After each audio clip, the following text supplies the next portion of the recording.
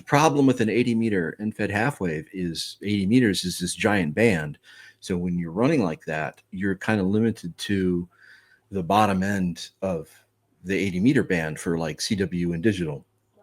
You're stuck with the CW digi portion of 80 meters, right? And I think a lot of the attraction for especially on field day is going to be people are going to want to work SSB, which is theoretically 75 meters, 3850 or 3800, somewhere around there, right? Well, if you do that, you're going to lose the other bands if you do that. Okay, since we're talking about the antenna, so here's the box. Tim, thank you very much for sending this across. So I've got the... You got a blue one. And let's go to this. Here we go. So this is what we're talking about. Yeah. Yeah. Okay, so now this is a linked endfed, right, Tim? Correct. Go too far down the road. Look at the way this stuff comes packaged. This is beautiful. This is beautiful. So, Tim, just confirming, because this is the first time I've been able to lay eyes on it. It arrived a couple days ago. I'm surprised. Lots going on here. Yeah. So this comes out of the box. No link on it. This is for 40 meters. No, that's for 20. Oh, it's for 20. Okay. Yep. All right. So this is the 20-meter resonator radiator. Yeah, you can. You throw that up. If you throw that up in the air and do your thing with it, you will be able to work 20 meters and 10 meters without a tuner. Oh, okay. Awesome. Now it's a resonant half wave on 20 and a full wave on 10, I think. So I've also got 80 meters. I got 40 meters here. Okay. What do I do? Just put one or the other on? No, they work in combination. What you want to do with that? Let's say your plan for field day is to go out there and you're going to work 80 meters, right? You want to work 80 meters. You just plug them all together and you run your wire out there. Plug them all together. If you do that, okay, you'll be able to work. And if you go to the listing on eBay, first of all, I have to say this is not a new idea. It wasn't even my idea, right? This is something that Philip and I talked about, and because we were always talking about. I get a lot of requests for 80-meter endfeds, right? Now that's not in my wheelhouse, an 80-meter endfed, really. I mean, for an operator, right?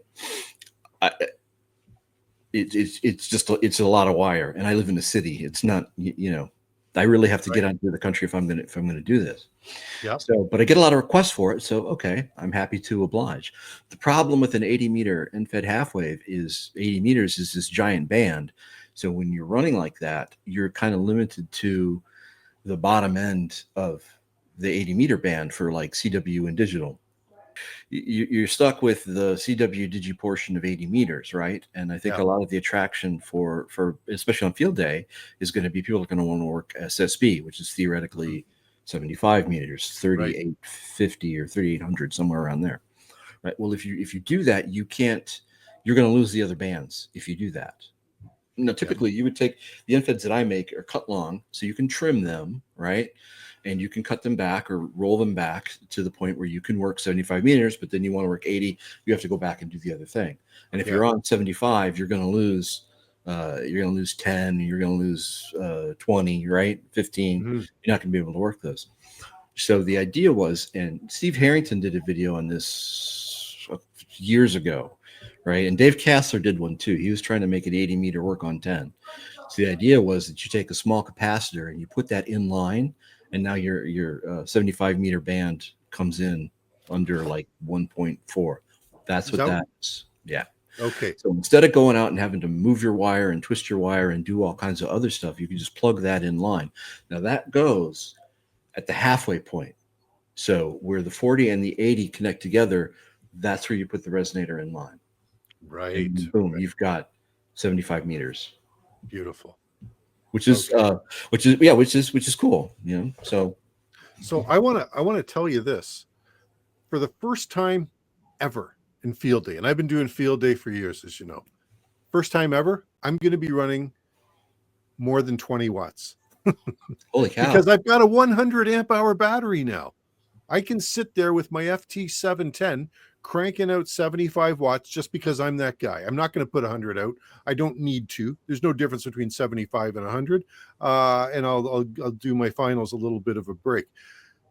So I'm going to be putting out 75 watts on 40 and 80. The plan is near vertical incident skywave. I'm going to run 40 during the day. As darkness comes in, Now I'm going to switch down to 75. I think I'm going to be putting out a pretty good signal in that NVIS range. In your umbrella, yeah. Yeah, so if you I mean if that's your plan to get down there, I think you'll do fine. Yeah, no, I'm sure of it. I like the idea of the inverted L. That's what I'm going with. You changed my mind. It's going to make it easier to change to, and you can link the whole thing and set it all up, and then if you wanted to just break the link at the 40 section, you'll have a 40 meter inverted L endfed half wave that's going to do 40, 20, 15, and 10. Just Good. keep it off the ground, right? Yep. And if you want to run a counterpoise, it's perfectly fine. Or if you want to use the spike that comes with it, you can do that too. I'll tell you what, when I used the last endfed, the 40 and 20 linked one you gave me, that one, I didn't use any counterpoise, and I literally had a short hunk of coax going to the radio, and that thing not a problem flat all the way across. And honestly, that's been my experience too. Typically when I'm running, I'll have 30 feet, 35 feet of coax generally, and I'll be I won't be underneath the antenna or anything like that. No, absolutely. And you've sent me a line isolator previously anyway, so I'll be using that with it. Yeah, I'll make sure that I'll probably have 18 feet of coax. Yeah, but like I said, this is an idea that goes way back, and if you go out into the market and you're looking for an 80 meter, a lot of guys I know there's a few of them out there that are the short ones, right? But typically people will use like a trap or a coil or something in order to do that. And I don't like those kinds of things, and I know Philip doesn't like those kinds of things. They just tend to be lossy. Yeah. So we figured we'd try this trick. That's why I call it the Fleep antenna, because originally it was his Fleep antenna. I love it. How did you do this? Nobody does it like this.